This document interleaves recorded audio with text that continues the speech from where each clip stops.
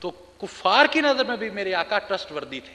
اس کے بعد اپنے غلاموں کو اس قدر سبق دیے، ایسے بہترین اسباق دیے، ایسی بہترین تربیت دی کہ سیدنا صدیق اکبر رضی اللہ تعالیٰ عنہ، حضرت عمر فاروق رضی اللہ تعالیٰ عنہ، حضرت سیدنا عثمان غنی رضی اللہ تعالیٰ عنہ، حضرت علی کرم اللہ وجہ الکریم رضی اللہ تعالیٰ عنہ، ایسا گویا کہ جو بھی وہ کرتے نبی اکرم صلی اللہ علیہ وسلم کے احکامات پہ کی ایسی پیروی کرتے. اور ٹرسٹ کا یہ عالم تھا. دیکھیے اب انٹرپرسنل لیول پہ دیکھیں، تنظیم بن نہیں سکتی جب تک اعتماد نہ ہو. آپ ایک چھوٹا سا مجھے بتائیں کہ آپ نے کسی بھائی کو تھوڑے سے پیسے دے کے اعتماد کر سکتے ہیں آج کل؟ اس لیے نہیں کر سکتے کیونکہ ٹرسٹ نہیں ہے، اعتماد نہیں ہے. تو یہ قوم کیسے ترقی کرے گی؟ جبکہ سیدنا صدیق اکبر رضی اللہ تعالیٰ عنہ کو واقعہ معراج کے بعد جب ابو جہل نے پوچھا کہ بتاؤ اگر کوئی شخص اسی طرح چلا جائے اور اس طرح سے اپنا وہ کنڈی بھی ہلتی رہے اور بستر بھی گرم رہے اور تمام افلاک کی سیر بھی کی جائے تو کیا اس پہ یقین کرو گے؟ تو آپ نے فرمایا نہیں، میں یقین نہیں کروں گا. لیکن جب سرکار کا نام آیا تو ٹرسٹ کا یہ عالم تھا، اعتماد کا یہ عالم تھا.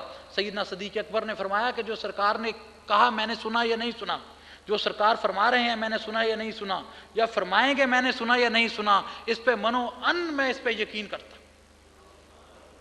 اور اسی طریقے سے یہ ٹرسٹ کی فضا بن گئی. اب تیسرا لیول تھا، اب تبلیغ دین ہو رہی ہے. ہاں اس میں وائرسز بھی ہوتے ہیں، تنظیم میں وائرسز بھی ہوتے ہیں. منافقین جیسے وائرسز بھی تھے، ان کو نظر انداز کیا. انہوں نے بہت باتیں کی، بہتان بھی لگائے، باتیں بھی کی، لیکن فوکس دیکھیں. اب تنظیم کا فوکس دیکھیں، ایک ہی طرف ہے، ایک ہی طرف ہے. اب پتہ لگا کہ اب مینیجریل لیول ہے. اب جو ہے وہ احکام شریعت جو تھے ان کو آہستہ آہستہ قرآن مجید کی شکل میں لوگوں کو بتانا شروع کر دیا.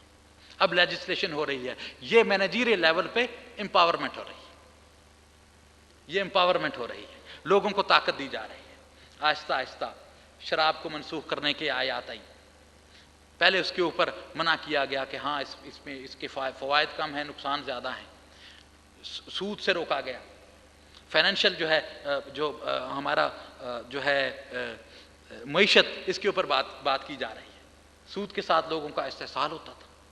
سود جو تھا اکانومی کو فریز کر دیتا. ابھی بھی دیکھیں، آپ جا کے دوسرے ممالک میں دیکھیں، جب انٹرسٹ ریٹ بڑھتے ہیں تو اکانومی فریز ہو جاتی، انفلیشن بڑھ جاتی. اور اس کے بعد اکانومی کو موبلائز کرنے کے لیے جو سو کالڈ آج کل کے جو ترقی یافتہ ملک ہیں وہ انٹرسٹ ریٹ کو کم کرتے ہیں، اس سے اکانومی موبلائز ہو جاتی ہے. تو ایسا بہترین پہلے ایک مشن اسٹیٹمنٹ دیا، اور ایسا مشن اسٹیٹمنٹ دیا کہ وہ ایسا سرکل آف انفلوئنس تھا کہ بہت تیزی سے پھیلا. اور پھر گویا لوگوں کو ایسا لگا کہ اس کے بغیر تو ہمارا زندہ رہنا ہی محال ہو گیا، اس کے بغیر تو زندہ رہنا ہی محال ہو گیا. اب اس کو لیجسلیشن، اب اس کو کہا کہ یہ قانون ہو گیا، اب حدود اللہ آ گئی. تو یہ مینیجریل لیول تھا. اور پھر آرگنائزیشنل لیول پہ اولیاء اللہ، نبی اکرم صلی اللہ علیہ وسلم کے بعد کوئی نبی نہیں آئے گا، کوئی نبی نہیں آئے گا. آپ خاتم النبیین ہیں. اور آپ کے پیغام کو لے کے جب تک قیامت کا دن نہیں آ جاتا آپ کے خدام، یہ ولی اللہ کون ہوتے ہیں؟ اولیاء اللہ کی کیا پہچان ہے؟ ابھی ڈاکٹر صاحب کہہ رہے تھے بلا شبہ اعلیٰ حضرت گنج کرم رحمۃ اللہ علیہ، آپ کے بغیر تو ایک قدم بھی میرا چلنا محال. ایک قدم بھی اگر آپ کے در سے ہٹ کے چلیں تو وہیں ہلاک ہو جائیں. لیکن یہ اللہ والے کون ہوتے ہیں؟ میں پوچھتا ہوں آپ سے. اللہ والے کی سب سے بڑی پہچان یہ ہے، نبی اکرم صلی اللہ علیہ وسلم کے خادم ہے. یہ سرکار کے خادم ہے، اس سے آگے ان کی کوئی پہچان نہیں. اور ان کا مشن کیا ہوتا ہے؟ ان کو کسی اسٹیج پہ بٹھا دیں یا کہیں جوتی میں بٹھا دیں، انہیں کیا فرق پڑتا ہے؟ انہیں تو کچھ فرق نہیں پڑتا. انہیں آسمانوں میں اڑا دیں یا انہیں ان کی گردن اتار دیں، انہیں تو کچھ فرق نہیں پڑتا. ان کا تو ایک ہی مقصد ہے کہ نبی اکرم صلی اللہ علیہ وسلم کی تعلیمات کو عام کیا جائے. ان کا تو ایک ہی مقصد ہے کہ سرکار کی تعلیمات کو عام کیا جائے. ان میں تو تڑپ ہوتی کہ سرکار کے دیوانے بن جائیں، سرکار کی اسوا پہ چلیں. لیکن ہم نے دین کو فقط مسجدوں کی حدود میں بند کر دیا. حالانکہ دین تو بڑا وسیع تھا. دین میں تو معاملات بھی ہیں، دین میں تو اخلاقیات بھی ہیں، دین میں تو اٹھنا بھی ہے، بیٹھنا بھی ہے، دین میں تو ظرافت بھی ہے. کسی جذبے کو دیکھیں، دوسرے کبھی تقابل ادیان یا کمپیریٹیو ریلیجن جو ہے نا، اس کی آپ اسٹڈی کر کے دیکھیں. دوسرے مذاہب ہیں، بدھ مت ہے، عیسائیت ہے، یہودیت ہے، ہندوازم ہے، اس میں تو آپ کے جو قدرتی جذبے ہیں ان کو ختم کر دینے کا سبق دیتے ہیں، لیکن دین میں تو کوئی جذبہ ختم ہی نہیں کیا۔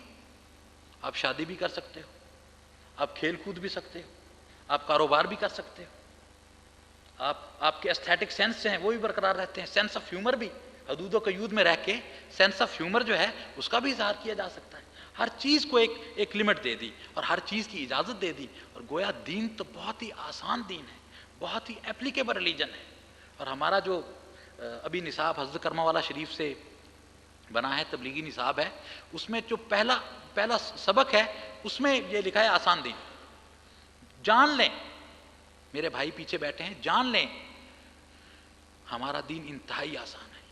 آپ ہنس کے اپنی بیوی سے بات کرتے ہیں بھی دین ہے، آپ خوش اخلاقی سے کسی آدمی کی تواضع کرتے ہیں یہ بھی دین ہے، ڈاکٹر اگر کسی مریض کا علاج کر رہا ہے یہ بھی دین ہے، اور اگر آپ اچھے سے کاروبار کر رہے ہیں یہ بھی دین ہے، اچھے سے پڑھ رہے ہیں یہ بھی دین ہے، دنیا کو سخت کمپٹیشن دے رہے ہیں یہ بھی دین ہے، اچھے سے اچھا کپڑا ڈال رہے ہیں، اچھی خوشبو لگا رہے ہیں یہ بھی دین ہے۔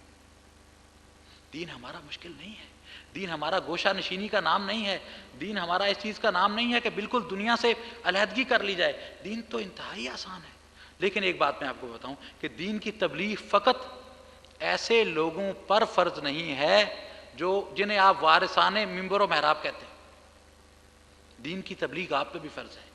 اور میں آپ کو یہ اپنا دل کھول کے کہتا ہوں کہ جب تک ہمارے مسلمان بھائیوں کا عام طبقہ جو عمومی زندگی سے تعلق رکھتا ہے، جو مساجد اور مدارس سے تعلق بالخصوص نہیں رکھتا، جو لوگ اپنے کریئر میں ہیں، خواہ وہ لائرز ہیں، ڈاکٹرز ہیں، بینکرز ہیں، خواہ وہ طالب علم ہیں، خواہ وہ اساتذہ ہیں، جب تک وہ اس دین کی تبلیغ کے لیے کوشش نہیں کریں گے ہمارا دین نہیں پھیلے گا۔ اور کوشش کریں کہ تنقید والے جو وائرس ہیں ان سے بچا جائے۔ تنقید والے وائرس خواہ وہ کسی مسجد سے بول رہا ہے یا کسی مدرسے سے بول رہا ہے یا کسی حکومت سے، وہ ایسے لوگوں سے اپنی جان چھڑائیں اور کوشش کریں کہ مینیجریل لیول میں ایسے لوگ ہوں جو لیگ پولنگ نہ کریں، جو استحصال نہ کریں بلکہ امپاور کریں۔ اور اس کے بعد یہ، اور اسی لیے حضرت صاحب پاک رحمۃ اللہ علیہ کی درگاہ سے میں آپ کی درگاہ پہ جاتا ہوں، وہاں پہ بیٹھتا ہوں، اور جو کچھ بھی میں اس وقت عرض کر رہا ہوں وہ انہی کے نالین کے توسط سے مجھے ملا ہے۔ تو تشریف لائیں اور دل میں یہ گمان نہ رکھیں کہ درگاہوں پہ دقیانوسی باتیں ہوتی ہیں، درگاہوں پہ ابھی وہ ایک دور جدید، میں ابھی کہہ رہا تھا کہ دور، میں سوچ رہا تھا کہ دور کسے بولتے ہیں، زمانہ کسے بولتے ہیں، تو زمانہ جو ہے عقلاء نے کہا کہ حرکت افلاک کا نام زمانہ ہے۔ افلاک زمین و آسمان کی گردش کا نام زمانہ ہے، لیکن یہ تو اشرف المخلوقات نہیں ہے بھائی، زمانہ تو اشرف المخلوقات نہیں، یہ گھڑیاں، یہ وقت، یہ ساعتیں جو بیت رہی ہیں یہ اشرف نہیں ہے، یہ اعلیٰ نہیں ہے، اعلیٰ تو انسان ہوتا ہے۔